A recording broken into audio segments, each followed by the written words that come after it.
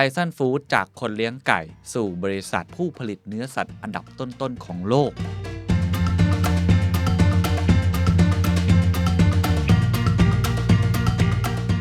So I think no better word describes it than the tagline that we are introducing to the market, which is Fin Dem Kam. What we have as a saying is, let's be as global as possible, as local as needed. This is when we are able to combine our global expertise with local knowledge. So one of the trends that has picked up significantly is The Secret Sauce สวัสดีครับผมเคนนครินทร์และนี่คือ The Secret Sauce What's your secret? The Secret Sauce ตอนนี้ได้รับการสนับสนุนจาก Tyson Foods Tyson Foods จากคนเลี้ยงไก่สู่บริษัทที่เป็นผู้ผลิตเนื้อสัตว์อันดับต้นๆของโลกและกำลังจะก้าวเข้าสู่ plant-based meat ครับวันนี้ The Secret Sauce อยากชวนคุยเรื่องอุตสาหกรรมอาหารนะครับเป็นปัจจัย 4 ที่ใกล้ตัวกับทุกท่านแน่นอนครับบริษัทที่ผมจะพูดคุยด้วยชื่อว่า Tyson Foods นะครับเขาเป็นคนเลี้ยงไก่มาตั้งแต่อดีตนะครับประมาณ90ปีนะครับน่าจะเป็นอีก case study นึงนะครับที่ทำให้ทุกท่านได้มองเห็นภาพว่าบริษัทใหญ่ของโลกที่อยู่แถวหน้าสุดๆเลยนะฮะในเรื่องของอุตสาหกรรมอาหารเขามีกลยุทธ์เขามีวิธีการอย่างไรตั้งแต่อดีตทำให้เขาปรับตัวมาจนถึงปัจจุบันและอนาคตเขามองเรื่อง the future of food industry ไปในทิศทางไหนน่าจะเป็นประโยชน์กับหลายท่านโดยเฉพาะคนที่ทำเรื่องอุตสาหกรรมอาหารหรือว่าร้านอาหารต่างๆจะได้เห็นเทรนด์เห็นโอกาสแล้วก็เห็นความเสี่ยงด้วยนะครับก่อนอื่นต้องเล่าก่อนครับว่าในปัจจุบันนี้อุตสาหกรรมอาหารเนี่ยได้รับผลกระทบอย่างหนักนะครับจากเรื่องของการระบาดโควิด -19 รวมถึงเรื่องของความยั่งยืนครับที่ผู้บริโภคเริ่มมองเห็นแล้วว่าอุตสาหกรรมอาหารเป็นส่วนหนึ่งนะครับที่ปล่อยเรื่องก๊าซคาร์บอนไดออกไซด์หรือว่าก๊าซเรือนกระจกค่อนข้างเยอะนะครับเพราะฉะนั้นอุตสาหกรรมนี้จำเป็นอย่างยิ่งครับที่จะต้องปรับตัวครั้งใหญ่ครั้งมหาศาลเลยทีเดียวนะครับบุคคลที่ผมได้พูดคุยด้วยคือคุณลียงเชงนะครับซึ่งผมจะเรียกเขาว่าคุณเชงนะฮะอะไรคือกุญแจสำคัญครับที่ทำให้เขาสามารถที่จะครองใจคนทั้งโลกมาได้และตอนนี้เขากำลังมาบุกตลาดในประเทศไทยก็ว่ากันตามตรงประเทศไทยมีผู้ผลิตเนื้อสัตว์ผู้ผลิตเนื้อไก่อันดับ1อยู่แล้วนะครับที่แข็งแกร่งมากในเวทีโลกด้วยคำถามคือเขาจะมาแชร์ตลาดตรงนี้อย่างไรอันนี้น่าสนใจเดี๋ยวผมพูดคุย3ประเด็นครับกับคุณเชงครับอันที่1คือ4หัวใจครับของการทำธุรกิจเนื้อสัตว์ที่ทำให้ไทซันเนี่ยสามารถเติบโตและก็รักษาความเป็นผู้นำในตลาดนี้ได้ถึง90ปีครับข้อที่2ครับกลยุทธ์ในการบุกตลาดต่างประเทศโดยเฉพาะตลาดประเทศไทยครับที่มีเจ้าตลาดอยู่แล้วนะครับอันดับที่3ครับอนาคตและความยั่งยืนของอุตสาหกรรมอาหารนะครับไปเรื่องของแบ็กกราวน์นิดนึงครับไปทำความรู้จักบริษัทนี้กันนิดนึงครับว่าแบรนด์ไทซันเนี่ยบางคนอาจจะยังไม่คุ้นเคยนะครับไทซันฟู้ดเนี่ยคือหนึ่งในผู้ผลิตโปรตีนใหญ่ที่สุดในโลกนะครับมีจุดเริ่มต้นที่รัฐอาร์คันซอครับประเทศสหรัฐอเมริกาเริ่มต้นจากการที่ผู้ก่อตั้งก็คือจอห์น W. ไทซันครับนำไก่นี่นะฮะไปขายที่ตลาดครับและลูกค้าก็กลับมาซื้ออีกครับเพราะเชื่อมั่นในคุณภาพของไก่ครับหลังจากนั้นก็เลยขยายกิจการต่อไปเรื่อยๆนะครับเป็นฟาร์มเป็นโรงงานผลิตเนื้อไก่จนในปัจจุบันครับธุรกิจไทซันไม่ได้มีแค่ไก่อย่างเดียวแล้วนะครับแต่กลายเป็น Empire ครับอาณาจักรปศุสัตว์ที่มีขนาดของพอร์ตธุรกิจใหญ่มหาศาลไม่ใช่แค่ไก่ครับเขามีเนื้อหมูด้วยครับเขามีเนื้อวัวด้วยครับและมีเนื้อสัตว์ทางเลือกก็คือ plant-based นั่นเองตอนนี้กำลังเร่งขยายกิจการไปทั่วโลกนะครับปัจจุบันครับบริษัท Tyson Foods กลายเป็นผู้ผลิตเนื้อสัตว์รายใหญ่ที่สุดของสหรัฐและเป็นอันดับต้นๆของโลกครับรายได้ในปี 2020 นะครับอยู่ที่ประมาณ 43,185 ล้านดอลลาร์สหรัฐคิดเป็นเงินไทย 1.42 ล้านบาทครับโอ้โหเรียกได้ว่าเอาแค่รายได้นะครับก็แทบจะมีค่ามากหรือเท่ากับมูลค่า Market Capของบริษัทที่ใหญ่ที่สุดในประเทศไทยอย่างปตท.ไปแล้วนะครับก็ถือว่าเป็นบริษัทใหญ่จริงๆนะฮะกำไรสุทธิครับอยู่ที่ประมาณ 2,071 ล้านดอลลาร์สหรัฐครับหรือประมาณ 68,073 ล้านบาทครับเป็นบริษัทที่ใหญ่จริงๆครับในช่วงหลายปีที่ผ่านมาครับทาง Tyson Foods Inc. นะครับได้เข้ามาเปิดตลาดใหม่ในกลุ่มประเทศ APAC นะครับก็คือเอเชียแปซิฟิกนะครับโดยคุณเชงเนี่ยครับเล่าครับว่าเหตุผลที่ขยายมายังตลาดในโซนนี้ครับก็เพราะว่าเขามองเห็นครับว่าตลาดประเทศกลุ่มเอเชียตะวันออกเฉียงใต้เป็นตลาดที่น่าสนใจมากๆมีศักยภาพค่อนข้างสูงมีโอกาสในการเติบโตอีกมากมายมหาศาลนะครับแต่ก็มีความท้าทายนะฮะยิ่งไปกว่านั้นครับสิ่งที่หลายคนอาจจะยังไม่รู้ครับก็คือประเทศไทยครับเป็นหนึ่งในผู้ส่งออกเนื้อไก่รายใหญ่ที่สุดของโลกนะครับจึงไม่แปลกครับที่ไทซันเลือกที่จะมาลงทุนขยายกิจการในประเทศไทยเพราะไม่ใช่แค่เรื่องของการบริโภคอย่างเดียวแต่เรายังเป็นผู้ส่งออกด้วยนะครับ ทำให้ปี 2018 ครับไทซันได้เข้ามาขยายกิจการในประเทศไทยเขาเข้ามาด้วยโปรดักต์นี้ครับ SKU นี้คือเนื้อไก่แช่แข็งครับเริ่มต้นจากผลิตภัณฑ์ไก่แช่แข็ง7แบบก็มีตั้งแต่นักเก็ตนะครับเด็กๆน่าจะชอบไก่คาราเกะครับโดยมีผลิตภัณฑ์ที่ขายดีที่สุดก็คือไก่ทอดครับฟรายชิคเก้นนั่นเองทั้งหมดนี้วางขายในทุกช่องทางทั้งในร้านค้าออฟไลน์และออนไลน์ครับแต่ว่าความแตกต่างโปรดักต์ของเขากับคู่แข่งคืออะไรอันนี้เดี๋ยวต้องไปติดตามต่อนะครับ We are one of the largest protein provider, even including beef, pork, and alternate protein in US. And over the last 20, 30 years, the company has then started expanding into international markets. So we are launching the Tyson brand into the Thailand market. Now the Tyson brand is a frozen processed chicken brand. And one of our top selling products or one of the hero items would be a classic fried chicken. Even though it's frozen processed food, you can literally take it out from the freezer, put it on the table, and after reheating it, it should be no different than a meal served in a restaurant. So that is something that we are launching and introducing in the Thailand market. ตลอดเกือบ90 ปีที่ผ่านมาครับจากการเป็นอันดับหนึ่งในสหรัฐแล้วก็ขยายไปสู่ตลาดระดับโลกก็ผ่านคลื่นของวิกฤตผ่านคลื่นของความเปลี่ยนแปลงแล้วก็ผ่านคลื่นของวิถีของชีวิตคนที่ผันผวนเปลี่ยนแปลงตลอดเวลาของผู้บริโภคนะครับคำถามก็คือเขามีวิธีการอย่างไรที่ทำให้ยังยืนหยัดได้ถึงทุกวันนี้และยังแข็งแกร่งอยู่มี4หัวใจด้วยกันครับข้อที่1ครับคือเรื่องของคุณภาพและความปลอดภัย quality and safety ครับคุณเชงเล่าครับว่ากุญแจสำคัญที่ทำให้ประสบความสำเร็จมาตลอดเกือบ90 ปีเนี่ยนะฮะเพราะสิ่งที่ลูกค้าให้ความสำคัญเสมอไม่ว่าจะผ่านไปนานแค่ไหนก็คือคุณภาพของผลิตภัณฑ์ครับช่วงแรกครับที่บริษัทโตเนี่ยนะฮะไทซันรู้ครับว่าตัวเองไม่ใช่ผู้เชี่ยวชาญในอุตสาหกรรมนี้เลยครับและไม่สามารถรักษาคุณภาพของสินค้าไว้ได้ด้วยตัวเองก็เพราะว่าเรื่องของมาตรฐาน standardize เนี่ยมันต้องอาศัยเรื่องวิธีคิดกระบวนการทางอุตสาหกรรมเข้ามาช่วยดังนั้นครับเมื่อบริษัทเริ่มเติบใหญ่ตั้งตัวได้กลยุทธ์หลักของเขาก็คือ M&A ครับ Merger and Acquisition นะครับเป็นการควบรวมกิจการหรือว่าไปซื้อกิจการเพื่อที่จะหาคนที่เก่งจริงๆมาทำงานแต่ละด้านพร้อมเรียนรู้จากคนที่เชี่ยวชาญที่สุดนะครับ50 ปีที่ผ่านมานะครับเชื่อไหมครับว่านี่คือเรียกว่า Deal Maker ตัวจริงครับเขารวมกิจการกับบริษัทอื่นๆถึงเกือบ40บริษัทครับโอ้โหนี่คือกลยุทธ์หลักเลยนะแล้วก็เรียนรู้นำความเชี่ยวชาญจากแต่ละบริษัทที่เขาไป take over หรือว่าไปควบรวมกิจการมาปรับใช้ด้วยกันนะครับเพื่อให้สินค้านั้นได้มีคุณภาพที่ดีนะครับ So what we've tried to do around the world is to make sure that we bring in innovation to complement our food safety standards and quality. So it's really combining multiple companies together, keeping what works for each and every single company and learning from the best. So if company A is strong at certain things, we learn, we reapply and make sure that it's being reapplied across the other businesses. All our facilities in Thailand and across Asia Pacific are accredited to global food safety standards. So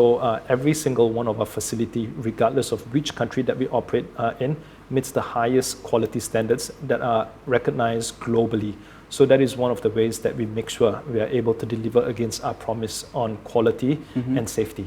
ข้อที่2ครับมีคุณภาพแล้วมีความปลอดภัยแล้วยังไม่สามารถที่จะครองใจได้ถ้าไม่มีสิ่งที่เรียกว่า consistency ความสม่ำเสมอเขาบอกว่าในโลกที่มีความไม่แน่นอนเหล่านี้นะครับ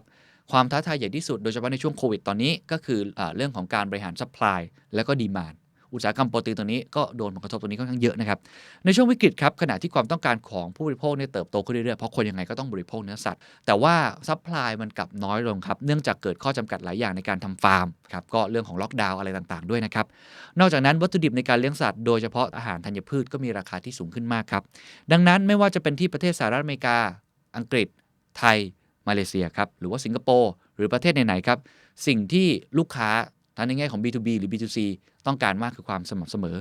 ร้านอาหารทั่วโลกครับต้องการผู้ผลิตที่สามารถมั่นใจได้ว่าจะสามารถส่งโปรตีนหรือเนื้อสัตว์ให้เขาได้อย่างต่อเนื่องไม่ว่าจะอยู่ในสถานการณ์แบบไหนก็ตามดังนั้นเรื่องของ supply chain management การบริหาร supply chain ครับหรือว่าการขยายฐานการผลิตไปยังประเทศต่างๆจึงเป็นส่วนสำคัญครับที่ทำให้ไทซันนั้นสามารถรักษาความสม่ำเสมอให้กับลูกค้าได้เสมอมาก็ด้วยความใหญ่ของเขานะครับทำให้เขามีโรงงานแปรรูปอยู่หลายๆที่นะครับแล้วก็ทำให้เขาสามารถบริหาร supply chain บริหารสต็อกหรือว่าเรื่องของโลจิสติกได้ค่อนข้างจะสม่ำเสมออันนี้ก็เป็นข้อได้เปรียบจากเรื่องของการเป็นคนตัวใหญ่ด้วยนะครับก็สามารถที่จะหยิบยืมหรือว่า rotate สับเปลี่ยนหมุนเวียนอะไรต่างๆกับซัพพลายเออร์ได้อย่างคล่องแคล่วว่องไวนะครับ There are so many things that are unpredictable. So one of the things I can think about is like for some of the customers that we work with, which are global fast food chains or quick service restaurants around the world, as much as possible, they expect someone who would be able to deliver consistent products to them, regardless whether it is in the US or UK, Thailand, Malaysia, or Singapore. They want to make sure that the products are very consistent, regardless of where they are made from. So that is one of the areas where Tyson Foods can leverage on this strength and know-how. So we make sure that whatever formulation, whatever development that is being done in US is being shared across with the other countries, and we localize just to meet the local preferences. And I think this is a good example of how we are able to leverage on this scale to introduce products to our consumers, regardless of which market we are operating in. หัวข้อที่3ครับคือเรื่องความสะดวกครับปัจจุบันนี้ผู้บริโภคขี้เกียจนะครับเป็น lazy economy นะครับเลยสำคัญอย่างยิ่งนะครับคุณเชงเนี่ยเขาบอกว่าตอนนี้ผู้บริโภคต้องการได้สิ่งนั้นตอนนี้เวลานี้เท่านั้นเลยเกิดเป็นคำศัพท์ที่ชื่อว่า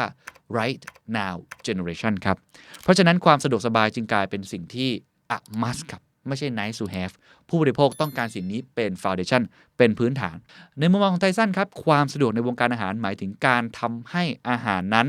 instant ครับคือสามารถกินได้ทันที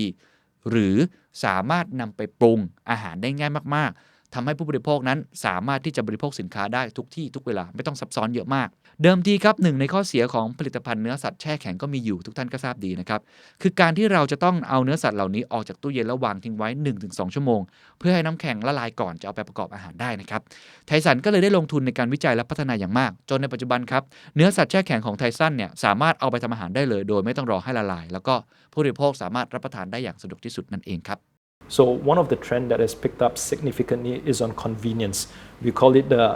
right now generation. Consumers are now being a lot more impatient. When I want something, I want it now. So there's no different when it comes to food. Convenience, something that is ready to eat, something that you could cook very easily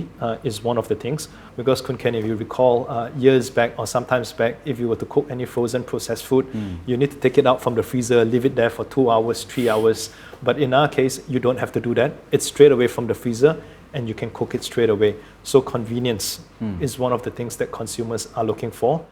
ข้อสุดท้ายครับข้อที่4ครับรสชาติครับอันนี้จริงๆต้องพูดตรงต้องไปลองเองนะฮะคุณเชงเล่าว่าถึงแม้ว่าคุณภาพมาตรฐานจะเป็นสิ่งสำคัญอย่างไรก็ดีการที่เรากินเนาะอาหารต้องอร่อยนะครับต้องถูกปากเรานะครับและเนื่องจากคนในแต่ละพื้นที่ครับมีรสชาติการถูกปากที่ไม่เหมือนกันคนไทยอาจจะชอบกินเผ็ดนิดนึงเนาะหรืออาจจะรสจัดนิดนึงเนี่ยเขาก็เลยมีทีม R&D ครับทีมที่ทำวิจัยและพัฒนาทั้งจากในและนอกพื้นที่อยู่ตลอดเวลาครับเพื่อที่จะหานวัตกรรมที่ช่วยทำให้อาหารมีคุณภาพได้มาตรฐานและมีรสชาติที่ตอบโจทย์ลูกค้าที่มีความชอบที่แตกต่างกันได้นะครับนี่คือ4ข้อทั้งหมดนะครับที่ทำให้เขายืนหยัดได้ตลอด90ปีที่ผ่านมาIt is food that we are eating. Quality is important, but it is also important for the food to be delicious. And in Thai, the tagline that we use is Fin Tem Kam. And the other thing that we talk about is Aloi Ngai, Dai Kunapap, which is talking about the ease, the convenience, but at the same time, no compromise on the taste and quality. So I think the most important thing at the end of the day when it comes to food is really when it comes to taste, what are you getting when you purchase the products? And one of the things that we try to do is to let consumers know that we are a brand that you can count on. Count on us is what we are saying. Count on us when it comes to safety. Count on us when it comes to consistency. Count on us when it comes to taste. So I think no better word describes it than the tagline that we are introducing to the market, which is Fin Tem Kam. อีกหัวข้อหนึ่งครับแล้วคำถามที่สำคัญก็คือในประเทศไทยมีเจ้าตลาดอยู่แล้วแข็งแกร่งมากด้วยเรื่องของการ localize ต่างๆเขาเข้าใจตลาดคนไทยมากจะสู้อย่างไรเขามีคำตอบครับกลยุทธ์สำคัญของไทสันครับเขาบอกว่าคือ as global as possible และ as local as needed ความหมายก็คือใช้ global practice ที่ดีที่สุดที่เขามีอยู่แล้วให้มากที่สุดเท่าที่จะเป็นไปได้ในขณะเดียวกันครับต้อง as local as neededคำว่า need ไม่ใช่แค่เรื่องของ possible นะคือความต้องการ local มีแค่ไหนต้องเติมเต็มต้องตอบโจทย์ตรงนั้นเขาเลยนำองค์ความรู้กระบวนการแล้วก็เทคโนโลยีต่างๆนะครับที่ได้รับการพัฒนาจากกิจการของไทสันทั่วโลกมาปรับใช้แต่ละพื้นถิ่นนะครับทุกอย่างที่ไทสันทำครับจะมีทีมวิจัยและพัฒนารวมถึงทีมนวัตกรรมจากคนในพื้นที่คอยศึกษาและทำความเข้าใจตลาดและผู้บริโภคก่อนที่จะปล่อยสินค้าใหม่ๆเสมอทำโฟกัสกรุ๊ปให้ผู้บริโภคได้ลองกิน แล้วก็ได้ฟีดแบ็กจากนั้นก็นำฟีดแบ็กไปให้ทีมพัฒนาปรับปรุงและแก้ไขให้เหมาะกับตลาดนั้นๆก็คือแต่ละพื้นที่นั้นจะมีทีมวิจัยและพัฒนาแตกต่างกันไปรวมทั้งจะมีการเทสก่อนด้วยตลอดเวลาว่ารสชาติที่ทำนั้นถูกปากจริงหรือเปล่านะครับ What we have as a saying is let's be as global as possible, as local as needed. So this is when we are able to combine our global expertise with local knowledge. For every single thing that we put into the Thai market, we do have an extensive team of local research and development and innovation team, and we do a lot of market understanding, consumer research for every single product that we launch into the market before we won't get into the market. We do a lot of consumer focus group, let consumers try our products and to give us feedback on what they like, what they do not like about the products. And based on those feedback, we go back to our innovation teams to recreate the products. สุดท้ายครับคุณเชียงบอกว่าสิ่งที่คนมักจะหลงลืมครับและเป็นหัวใจของการสร้างแบรนด์ในตลาดใหม่ที่มีคู่แข่งเยอะก็คือการให้เวลาครับพอพูดตรงๆนะครับว่าต้องใจเย็นๆครับเขาเป็น newcomer เนาะเป็นคนมาใหม่ new kid and the new block นะฮะเพราะฉะนั้นต้องค่อยๆสร้างความสัมพันธ์แล้วก็สร้างความเชื่อมั่นของลูกค้าไม่ใช่การปล่อยผลิตภัณฑ์แล้วก็จากไปคือต้องโฟกัสนิดหนึ่งการสร้างความเชื่อมั่นนี้ไม่ได้หมายถึงว่าแค่ความเชื่อมั่นจากลูกค้าแต่คือพาร์ทเนอร์เพราะว่าจะเป็นคนที่เอาสินค้าเข้าไปกระจายต่อหรือเอาไปแจกจ่ายต่อ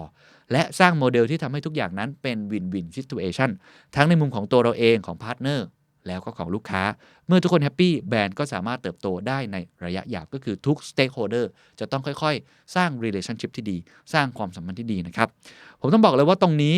ต้องรอดูครับในเมื่อเขาบอกว่าให้เวลาเราก็ต้องรอดูครับว่าเวลาจะเป็นเครื่องพิสูจน์ว่าเขาจะสามารถขึ้นมาท้าชิงตำแหน่งคนที่เป็นแชมป์หรือว่าอย่างน้อยมาเบียด market share ตลาดโปรตีนตลาดเนื้อไก่ในประเทศไทยได้จริงหรือไม่ต้องติดตามครับAnd I think building a brand is not just launching and leaving. It is over a period of time establishing that trust and building that relationship with our consumers, people who are purchasing our products, and over and above that, working with our external partners to make sure that it is a win-win situation. So when the consumers are happy, our customers are happy, hopefully we would get rewarded at the end of the day. หัวข้อสุดท้ายครับหัวข้อนี้น่าสนใจนะครับเด็กรุ่นใหม่หลายคนเนี่ยค่อนข้างที่จะคอนเซิร์นเรื่องนี้มากก็คือเรื่องของสิ่งแวดล้อมนะครับต้องบอกว่าแม้แต่ผู้ผลิตรายใหญ่ที่สุดในโลกก็มองเห็นเทรนด์นี้อยู่แล้วนะครับเพราะฉะนั้นเขาไม่พลาดแน่นอนครับเราเห็นสตาร์ทอัพใหม่ๆทำ plant based meat เยอะมากผมก็เคยจัดไปหลายตอนแล้วนะครับในประเทศไทยเนี่ยอย่างต่ำอยู่ 5-6 รายแล้วนะครับทั้งรายที่อยู่ในตลาดหลักทรัพย์หรือว่ารายที่เป็นสตาร์ทอัพใหม่ๆอยู่หรือว่ารายที่เป็น SME ขนาดกลางก็มีเยอะมากแต่ว่ารายนี้ทำเหมือนกันนะครับเพราะฉะนั้นใครที่ทำอยู่ต้องจับตาดูดีๆครับว่ารายใหญ่โดดลงมาทำและเป็นรายใหญ่จากต่างประเทศที่ต้องบอกว่าเขาอาจจะมีผลวิจัยหรือมีเรื่องของข้อมูลเชิงลึกจากสหรัฐอเมริกาก่อนนั่นคือตลาดที่ค่อนข้างที่จะแอดวานซ์กับเราก็ลองดูครับว่าเขาคิดอะไรอยู่เริ่มต้นอย่างนี้นะครับต้องเล่าก่อนนะครับว่าทุกท่านทราบไหมครับว่าในแต่ละปีนี่นะครับอุตสาหกรรมอาหารเนี่ยปล่อยก๊าซเรือนกระจกสูงถึง 17,300 ล้านเมตริกตันถามว่ามันมากแค่ไหนก็คิดเป็นจำนวนสูงถึง 35% ของปริมาณก๊าซเรือนกระจกทั้งหมดครับไม่น้อยนะครับถ้าเทียบดูแล้วกับอุตสาหกรรมคมนาคมอุตสาหกรรมเรื่องของพลังงานไม่น้อยนะครับเป็นอุตสาหกรรมที่เขาเรียกว่ามันมีซัพพลายเชนที่ยาวค่อนข้างยาวเนาะมีตั้งแต่เลี้ยงสัตว์จนมาถึงตอนที่แปรรูปเพราะฉะนั้นคาร์บอนฟุตพริ้นท์เยอะนะฮะเยอะกว่าเป็นพิเศษแล้วใน 35% ที่เมื่อกี้บอกนะครับเชื่อไหมครับว่าในจำนวนนั้นการผลิตเนื้อสัตว์คิดเป็นสัดส่วนสูงถึง 57% ก็ไม่แปลกครับที่ทำให้หลายคนก็เลยมองเป็นทางเลือกมากขึ้นว่าต้องเป็น plant based meat นะครับเป็นเนื้อไร้เนื้อเพราะว่าไม่ใช่แค่รสชาติอย่างเดียวไม่ใช่แค่กินเรื่องของวีแกนอย่างเดียวสุขภาพอย่างเดียวแต่ว่ายังเป็นเพิ่มความยั่งยืนให้กับโลกใบนี้ด้วยดังนั้นครับคุณเชงก็เลยเล่าให้ผมฟังครับว่าเป้าหมายสูงสุดของไทซันจึงเป็นการทำให้โลกเห็นว่าอาหารนั้นทำอะไรได้มากกว่าที่คิดทำดีกับโลกก็ได้นะครับโดยเฉพาะในเรื่องของความยั่งยืนหนึ่งในแผนด้านความยั่งยืนของไทซันครับคือการลงทุนใน plant based meat ฟังดีๆครับล่าสุดครับไทซันได้ปล่อยผลิตภัณฑ์ต่างๆออกมาแล้วภายใต้แบรนด์ที่ชื่อว่า First Price ซึ่งเริ่มจำหน่ายแล้วทั้งออนไลน์และตามร้านค้าต่างๆคุณเชงเล่าครับว่ากลยุทธ์หลักของเขาในเรื่องของธุรกิจนี้คือคุณภาพและทำให้แบรนด์ First Price นั้นได้รับรางวัลนะครับ Root the Future Award จากการโหวตของผู้บริโภคมากกว่า 20,000 คนในประเทศไทยให้เป็น Plant Based Meat ที่ดีที่สุดนะครับในภาพรวมครับ Tyson Foods ครับตั้งเป้าว่าจะลดการปล่อยก๊าซเรือนกระจกให้เป็นศูนย์ให้ได้ภายในปี 2050 นะครับเรื่องของ Net Zero โดยคุณเชงเล่าว่าแม้ว่าจะเหลือเวลาประมาณ29 ปี จะเป็นระยะเวลาที่ค่อนข้างนานแต่ไทซันยังเป็นหนึ่งในไม่กี่บริษัทอุตสาหกรรมโปรตีนที่กล้าออกมาประกาศเป้าหมายนี้นะครับเขาบอกที่จะทำคือปรับเปลี่ยนโรงงานต่างๆให้สามารถลดการปล่อยก๊าซเรือนกระจกและเปลี่ยนมาใช้พลังงานแสงอาทิตย์ให้ได้นะครับเรื่องไฟฟ้าเรื่องอะไรต่างๆพวกนี้พร้อมกับมองไปที่ความเป็นไปได้ใหม่ของโรงงานในอนาคตว่าโรงงานก็คงต้องเปลี่ยนก็คือ transform ทั้ง supply chain ทั้งกระบวนการการผลิตของเขาเช่นเดียวกันนะครับAnd on a sustainability front, I think the company is taking a very strong approach to make sure that we are playing our part in sustainability as well. In fact, the company has put a very strong commitment to have zero gas greenhouse emission by 2050. So I know 2050 is still a far bit out, but we are probably one of the first few companies globally within the protein industry that has made this pledge. And that is something that as a company we are fully committed to protect climate change globally. สุดท้ายครับผมก็ถามคุณเชงนะครับว่า the future of food มันคืออะไรเขามองเห็นเทรนด์อะไรบ้างเขาบอกอย่างนี้คุณเชงตอบว่าไม่ว่าอนาคตจะเปลี่ยนไปอย่างไรพูดเป็นในก็คือเขายังไม่แน่ใจเหมือนกันว่าจะมีอะไรบ้างนะฮะแต่สิ่งที่เขาแน่ใจที่สุดก็คือสิ่งเหล่านั้น what is right for the customers มันเป็นสิ่งที่ customer ต้องการจริงหรือไม่เอาผู้บริโภคเป็นอันดับแรกเป็นศูนย์กลางเสมอเขาบอกว่าคำแนะนำของเขาในตอนนี้ทุกคนที่ทำงานอยู่ในปัจจุบันไม่ว่าจะเป็นบริษัทแบบไหนก็ตามไม่จำเป็นต้องเป็นอุตสาหกรรมโปรตีนนี้นะครับต้องคิดเสมอครับว่า